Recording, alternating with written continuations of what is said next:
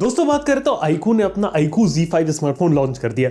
अब बात किया तो आज इस वीडियो में इसके बारे में पता लगाएंगे, प्राइसिंग वगैरह के बारे में बात करेंगे और देखेंगे क्या ये फोन किस लोगों के लिए बनाया गया। और इनिशियली देख के ऐसा लग रहा है कि जो फोन है ना पूरा टारगेट कर रहा है गेमर्स को, और जो गेम खेलने वाले शौकीन है, BGMI के लवर्स है, उन्हें शायद ये फोन काफी ज्यादा पसंद आ सकता है। सो पूरा वीडियो एंड तक देखना, आपको काफी सारी चीज इन्फॉर्मेशन मिलने वाली। पसंद आए तो लाइक कर देना, चैनल को यहाँ पे सब्सक्राइब कर देना। सबसे पहले iQOO Z5 के बारे में एक बात कि जो उसकी जो प्राइसिंग है वो है 23,990 यानी कि 24,000 रुपीज, और 26,990 प्राइस होगी इसकी 12GB 256GB वाले मॉडल की। और जो 24,000 प्राइस है 23,990 वो है आपकी 8GB रैम 128GB वाले मॉडल की। लेकिन एक दो बातें यहाँ पे कि यहाँ पे जो रैम दी जा रही वो दी जा रही है LPDDR5 रैम, और जो स्टोरेज दी जा रही है वो दी जा रही है UFS 3.1 स्टोरेज। ये एक नोटिस करने वाली चीज है।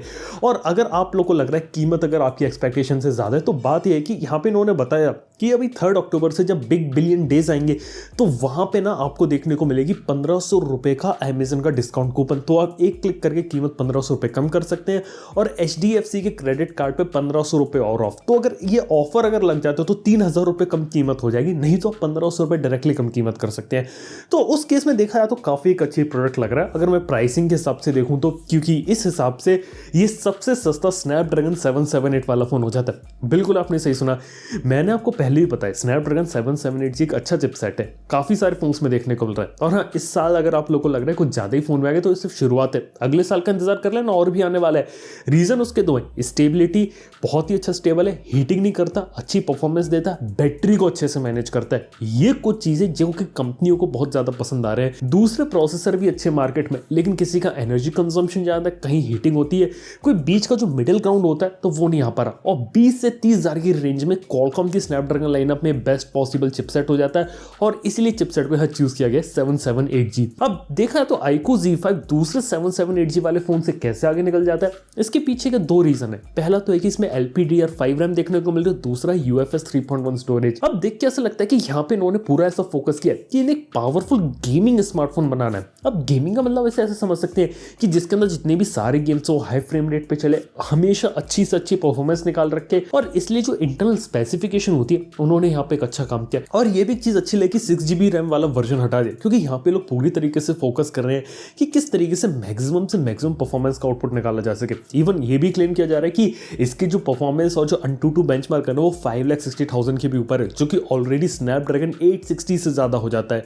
और मैंने आप लोग को बताया कि स्नैपड्रैगन 860 की परफॉर्मेंस 778 के साथ है, पर 778 में 5G एडिशनली ऐड हो जाता है। और एक और बात यह कि 778G इसलिए भी निकल गया आगे, LPDDR5 का सपोर्ट है, UFS 3.1 का सपोर्ट है। और ये भी एक छोटी सी नोटिस करने वाली बात इसलिए है क्योंकि कोई भी फोन जितने भी लॉन्चेस होते हैं वो उनकी कीमत 30,000 के ऊपर रहती है, जो LPDDR5 और UFS 3.1 स्टोरेज के साथ आते हैं। अगर कोई आपको LPDDR5 रैम और UFS 3.1 के साथ आ रहा है तो बाद में डिस्काउंट लग के देखने को मिलते हैं। कई बार हमने देखा कि UFS 3.1 स्टोरेज मिलती है लेकिन LPDDR4X रैम देखने को मिलती है।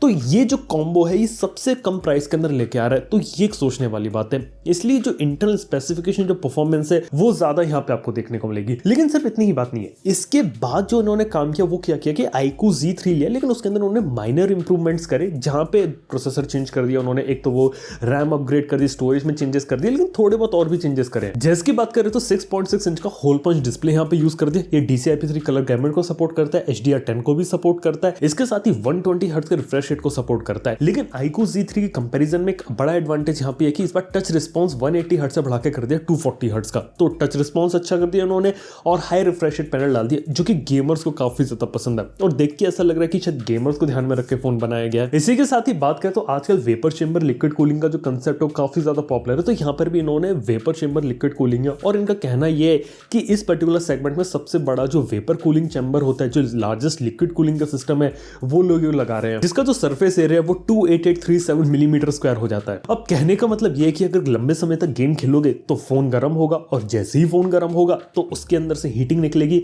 बस उस चीज को कंट्रोल करने के लिए बनाया गया। और इसलिए लग रहा है कि हाई परफॉर्मेंस और थर्मल्स दोनों को मैनेज करके एक अच्छा गेमिंग का एक्सपीरियंस दिया जा सके, जिसमें कोई अगर आदमी इसमें गेम खेल रहा है तो लंबे समय तक गेमिंग एंजॉय कर ले, इसलिए चीज डल गई। इसके साथ ही रैम एक्सटेंशन का फीचर है, 12GB में 4GB एक्स्ट्रा रैम ऐड कर सकते हो, लेकिन वो मैंने आपको पहले बताया कि वो इंटरनल स्टोरेज का वर्चुअल रैम वाला पार्ट है, इतना कोई इस पर ध्यान मत देना। इसके साथ ही Funtouch OS 12 पे चलता है, यहाँ पे उन्होंने बताया था। तो Android 11 out of the box यहाँ पे आ रहा है, तो ये एक चीज यहाँ पे हो जाती है। इसी के साथ ही 5000 mAh की बैटरी देखने को मिल रही है, जो कि डेफिनेटली iQOO Z3 से एक इंप्रूवमेंट है। और शायद अभी तक के iQOO के जितने भी फोन हैं, शायद सबसे बड़ी बैटरी 5000 mAh की यहाँ दे रहे हैं। चार्जिंग यहाँ पे 44 वॉट की दे रहे हैं, जो कि मैं कहूंगा कि एक छोटा सा डाउनग्रेड हो गया, क्योंकि iQOO Z3 में 55 वॉट थी, तो यहाँ पे भी 55 वॉट दे दे तो एक अच्छी चीज रहती। लेकिन हाँ, मैं बोलूंगा कि 44 वॉट भी एक अच्छी है, मैं उसे कम नहीं बोलूंगा, क्योंकि जनरली इस रेंज में 33 वॉट देते हो, तो 44 वॉट से भी शायद काम चल जाए। तो वो एक है, मतलब कि 11 वॉट का डिफरेंस आ रहा है। हालांकि फोन को चार्ज करने में तो हेल्प करेगा, लेकिन एक बात ये कि यहाँ पे 5000 mAh की जो बैटरी दी है ना, वो यहाँ पे हेल्प करेगी। इसके साथ ही क्या मैंने आप लोगों को बताया कि इसके अंदर आपको हेडफोन जैक भी देखने को मिलता है, क्योंकि 20,000 के ऊपर के फोन में यहाँ पे मैं देख रहा हूँ कि हेडफोन जैक यहाँ से गायब हो चुका है। इसके साथ ही बात करें तो यहाँ पे स्टीरियो स्पीकर्स का भी सपोर्ट देखने को मिल रहा है, तो ये एक अच्छा काम किया है। और 4D गेमिंग वाइब्रेशन और जो लीनियर वाइब्रेशन मोटर होती है, जो हैप्टिक्स होते हैं, उन्हें यहाँ पे इंप्रूव करने की कोशिश की गई। तो हाँ, ये पीछे की पूरी कहानी चल रही है। इसके साथ ही कैमराज में ट्रिपल कैमराज है, और सेल्फी के अंदर 16 मेगापिक्सल कैमरा है, और जो पीछे जो मेन कैमरा है ना, वो है 64 मेगापिक्सल का सैमसंग का GW3 इमेज सेंसर f1.79 के अपर्चर के साथ। तो हाँ, ये कुछ चीजें यहाँ पे इन्होंने डाली है। इसके साथ ही इसके कैमरा के अंदर सुपर नाइट मोड और डुअल वीडियो मोड को इंक्लूड किया है। तो ओवरऑल कहने का मतलब ये कि इन्होंने एक ऐसा फोन बनाया कि जो ऑलरेडी iQOO Z3 था, उसी को लिया और उसके अंदर कुछ अपग्रेड्स यहाँ पे इन्होंने डाल दिए। हालांकि एक जो चीज जो मुझे लगता है जो ऐड करनी चाहिए थी, वो थी AMOLED display. Side mounted fingerprint scanner रखते, लेकिन IPS LCD की जगह अगर एमोलेड स्क्रीन आ जाती, यार ये मुझे काफ़ी ज़्यादा मज़ा आ जाता। लेकिन अपार्ट फ्रॉम एमोलेड, अगर मैं इसको देखूँ गेमर के पर्सपेक्टिव है कि किसी को एक बेस्ट परफॉर्मिंग गेमिंग फ़ोन चाहिए, तो प्राइस पॉइंट के हिसाब से काफ़ी सही, क्योंकि 24,000 में 8128 वाला मॉडल मिल रहा है, जब बाकी कंपनियां इस रेंज के अंदर आते आते 6GB रैम देती हैं। तो वो एक चीज़ मेरे को अच्छी लगी।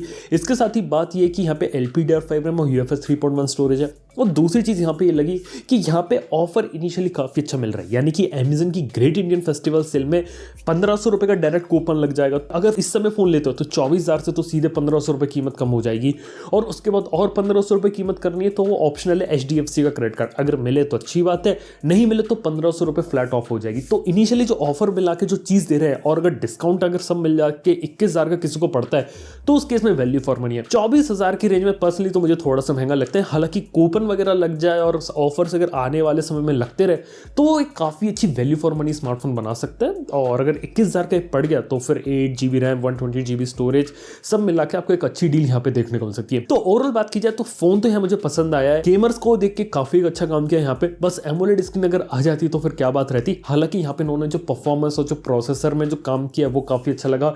778G वाले चिपसेट को इस रेंज के अंदर लाना वो भी एक अच्छा काम था कि बिलो 25K के अंदर ये लोग ले आए, यहाँ पे एक अच्छा काम किया। और LPDDR5 और UFS 3.1 स्टोरेज को भी, तो हाँ कुछ चीजें यहाँ पे अच्छी करी है, लेकिन हाँ कुछ और इंप्रूवमेंट हो सकते थे। अगर वो करते तो और बेटर चीजें होती। तो दोस्तों यहाँ पे बात किया तो iQOO Z5 इनिशियली यहाँ पे मेरे को पसंद आया। आने वाले समय में अगर आप लोग चाहो तो इसके ऊपर और अच्छे तरीके से वीडियो बना सकते हैं, हैंड्स ऑन वगैरह। तो अगर आप देखना चाहते हो उस वीडियो को तो प्लीज नीचे लाइक करना, कमेंट में बताना ना भूलना। थैंक यू आपको वीडियो देखने के लिए। वीडियो अगर आप लोग को पसंद है तो लाइक कर देना, चैनल को सब्सक्राइब कर देना। मैं आपसे नेक्स्ट वन में गुड बाय।